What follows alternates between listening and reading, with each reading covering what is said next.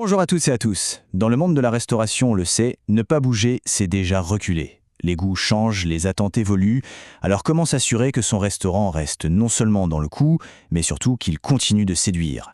C'est la grande question qu'on va décortiquer aujourd'hui. Voilà, le défi est posé. Rester attractif, ce n'est pas juste une question de survie. Non, c'est une vraie stratégie pour grandir. Alors comment on navigue dans cet océan de nouveautés, sans perdre son âme, sans perdre ce qui rend un lieu unique en son genre? En fait, tout part du menu. C'est le cœur du réacteur. Et l'idée, ce n'est pas de suivre la mode pour suivre la mode, mais bien de répondre à de vrais changements chez les clients. Un menu qui bouge, c'est la preuve d'un restaurant qui est à l'écoute, qui est vivant, qui a toujours un coup d'avance.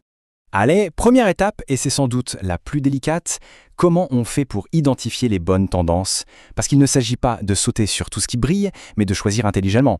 Là, il faut vraiment apprendre à faire la différence entre une mode passagère et une tendance de fond. La mode, c'est un peu un gadget, ça disparaît aussi vite que c'est arrivé. La tendance durable, elle, c'est une lame de fond, souvent liée à des changements de société, comme la recherche de produits plus sains ou plus locaux.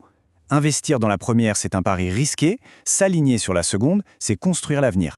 D'accord, mais concrètement, comment on fait? Eh bien, le secret, c'est d'être curieux, d'être actif. Il faut garder les yeux grands ouverts, analyser ce que font les concurrents qui cartonnent, suivre les chefs et les critiques qui comptent, et surtout aller dans les salons professionnels. C'est vraiment là qu'on prend le pouls du secteur et qu'on repère les signaux avant tout le monde. Bon, une fois qu'on a repéré la tendance, le vrai travail commence.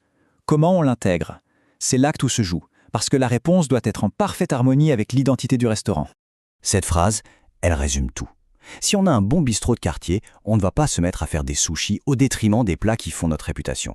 La nouveauté, elle doit enrichir l'offre, pas la cannibaliser. Le mot d'ordre, c'est de rester authentique.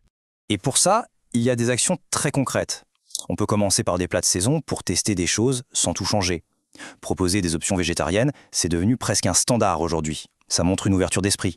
Et bien sûr, ne jamais oublier qu'on mange aussi avec les yeux. Une belle présentation, ça peut tout changer. Ce sont des touches d'évolution, pas une révolution. Mais attention, on peut avoir la meilleure idée du monde. Si l'équipe n'y croit pas et si les clients ne sont pas au courant, eh bien, ça ne sert à rien. Le succès, il dépend autant de l'humain que de ce qu'il y a dans l'assiette.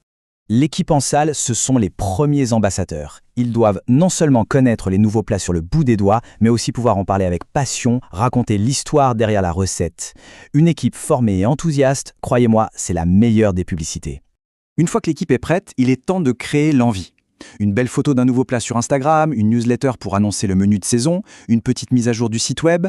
Chaque canal est une occasion de raconter une nouvelle histoire et de donner aux clients, qu'ils soient habitués au nouveau, une excellente raison de venir.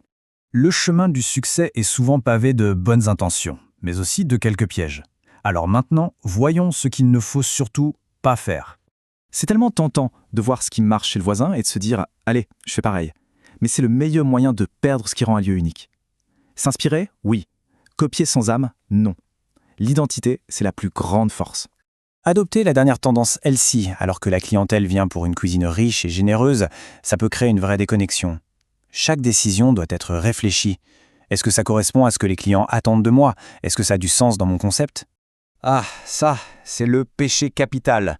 Un nouveau plat peut être super original, mais s'il n'est pas parfaitement exécuté avec de bons produits, l'effet sera désastreux. La promesse de base de n'importe quel restaurant, c'est la qualité. Elle ne doit jamais, au grand jamais, être sacrifiée. Finalement, si on résume, tout tient dans cette équation, simple mais tellement puissante. Le succès durable, ce n'est pas un coup de chance, c'est le résultat d'un processus. On choisit intelligemment, on intègre avec authenticité et on communique avec passion. C'est ça la formule gagnante.